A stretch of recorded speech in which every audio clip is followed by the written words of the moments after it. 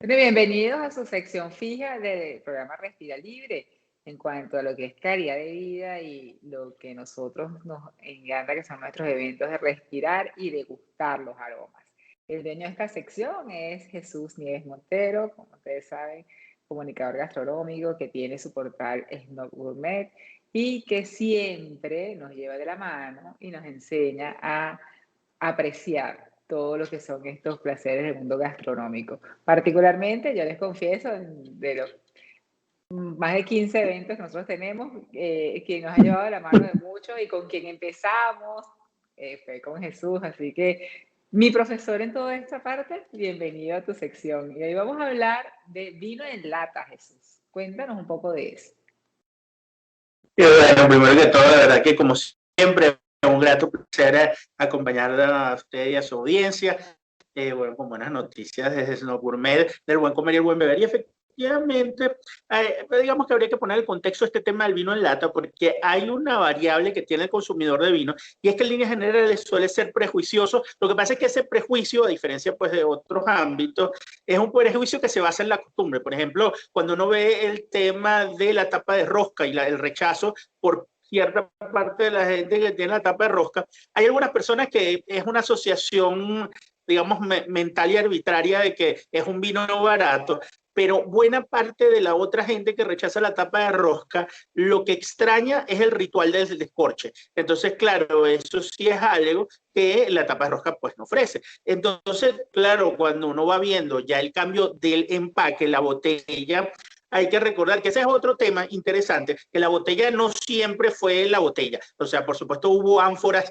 hace miles de años, pero realmente las botellas tal cual la conocemos, un proceso y es un fenómeno un poco más reciente, pero en dado caso se ha acostumbrado a la gente a que su vino esté porcionado, porque ese es otro elemento, que no es solamente el envase, sino la porción. Pero justamente sobre la porción tiene mucho que ver el tema de la lata, ¿no? ¿Qué es lo que estamos viendo últimamente? Por supuesto que la gente, o sea, los productores, sobre todo de vino muy barato, siempre tuvo la inquietud de utilizar la lata. ¿Por qué? Porque pueden manejar en otros canales que no son necesariamente las licorerías, las enotecas, ese producto. Por otra parte, porque la lata es muy reciclable, a diferencia incluso del vidrio. Hay estudios que hablan de que el vidrio se recicla en alrededor del 30%, el aluminio se recicla alrededor del 70%, y estrictamente hablando el aluminio es reciclable por siempre. El aluminio pues, y se puede convertir en muchas cosas. No tiene ni siquiera que volver a hacer una lata. O sea, de ese aluminio puede salir luego alguna pieza de celular, puede salir cualquier cosa. Entonces, bueno, lo que nosotros queríamos conversar hoy un poquito, doctora, era sobre esa tendencia que hay, estamos viendo, así como vimos la tapa de rosca, así como hemos visto en los últimos años el llamado bagging box, que no es que la gente debe, digamos, diferenciar del Tetra Pak. El Tetra Pak, el líquido viene directamente en el envase, así como los jugos. El bagging box es una caja, pero dentro de la caja hay una bolsa, y esa bolsa es una bolsa especial que mantiene el vacío. Una vez que uno abre la primera vez, ella va, o sea, y uno la cierra, ella va succionando el aire y así permite una mayor conservación, ¿no? Entonces, bueno, queríamos revisar algunos de esos detalles de esta nueva tendencia que pronto la gente, o sea, incluso se va a hacer irrelevante si la gente le gusta o no, que es el tema de la lata o el vino en lata. Va a ser relevante porque igualito va a existir el vino en lata y te lo vas a tener que tomar el vino en lata, me imagino, porque todo está evolucionando. Y la buena noticia es que hay productores que empiezan, ya no son aquellos productores del vino prácticamente a granel, sino que empieza, y esa es una de las principales tendencias, el vino de calidad. A principios de este siglo, alrededor de los años 2002-2003, una gran bodega de los Estados Unidos, grande, digamos, por lo que significa, porque es la bodega del cineasta Francis Ford Coppola, en honor a una de sus hijas, que por cierto es muy famosa porque es cineasta también, Sofía Coppola, lanzó dos vinos espumosos, uno blanco y uno rosado, en lata. El problema en ese momento cuando se lanza el vino en lata es que como nunca se había hecho con vino de calidad, por ejemplo, el deterioro del vino era más rápido de lo que se esperaba. Entonces, ¿qué ha cambiado en estos 18 años, por ejemplo? Bueno, que ahora, porque hay un convencimiento de estas bodegas de mayor calidad, hay mucha gente, tanto de la parte enológica, con especialistas químicos que se han traído para analizar dos elementos que son fundamentales para entender el vino en lata.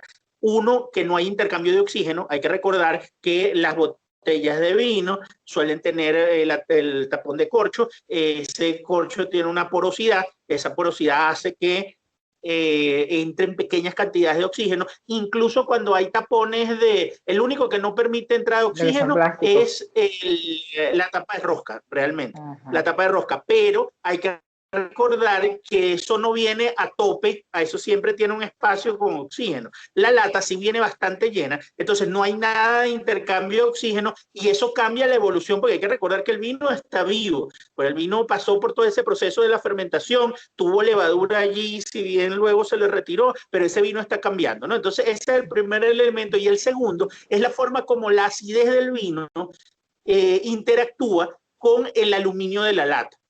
Aparte porque hay varios revestimientos, o sea, uno las latas las ve iguales y habitualmente por fuera suelen ser iguales, pero por dentro tienen diferentes revestimientos y entonces todo ese ha sido un proceso de aprendizaje de ver cómo interactúa la acidez del vino con la lata, y por eso es que se prefieren vinos espumosos, porque tienen el carbónico para proteger el resto del líquido. Pero lo que estamos viendo también es que no todas las variedades, por ejemplo, de uva son susceptibles de que vayan en lata. Entonces ese es el estudio que todavía se está haciendo, ver cuáles son las variedades que aguantan mejor ese paso por la lata y esa estadía por la lata hasta que se abra. Pero eso nos lleva a lo que hablábamos de las porciones, doctora, que fíjese que es muy interesante. Hay una tendencia que por supuesto que con todo el tema del confinamiento se marcó todavía más en el mundo, y es que hay mucha gente o viviendo sola o en pareja solamente. Entonces, ¿qué ocurre? Por miles de razones, incluyendo salud, gusto, etcétera, hay gente que no quiere descorchar una botella de 0,75. Entonces, ha habido la preocupación de porcionar el vino de tal manera que por una parte responda a lo que decíamos, son dos personas solas o una sola persona, y lo que quiere es esa porción de vino, pero adicionalmente también hay un tema de costo. Entonces, que no tenga que abrir una botella de determinado precio, sino que, bueno, compre un cuarto y le cueste más o menos un cuarto de lo que le costaría. Entonces, ese es otro mercado que se trata de abordar con la lata y que es muy interesante y que es curioso, porque la gente puede pensar, bueno, ¿qué pasó con las medias botellas? ¿Sabes que ese es un caso particular porque nadie sabe exactamente por qué, pero las medias botellas en casi ninguna parte del mundo se mueven. La gente no le gusta el vino en media botella. Entonces, bueno, lo que han migrado es o a ciertos sistemas de servicio del vino. Hay uno que se llama Coravin, que uno le conecta como ver una pistola, entonces eso lo que tiene es una aguja que permite uno sacar una copa, pero la aguja atraviesa el corcho, incluso la cápsula, uno no tiene ni que quitar la cápsula. Entonces, eso es la única otra solución. Uno conecta este aparato, saca lo que va a sacar de vino, luego saca la aguja. Bueno, este es un aparato bastante sofisticado, por cierto, que diseñó un ingeniero en los Estados Unidos porque su esposa tuvo un embarazo de alto riesgo y entonces no podía tomar con él durante ningún momento del embarazo, y él siempre le gustaba tomar, pero no quería abrir las botellas y malgastarla, digamos. Entonces, bueno, en medio de todo eso, inventó este aparato y por supuesto de ese momento lo ha ido perfeccionando, y bueno, ahora viene la lata a también sustituir eso y, como decíamos, con vinos de mayor calidad.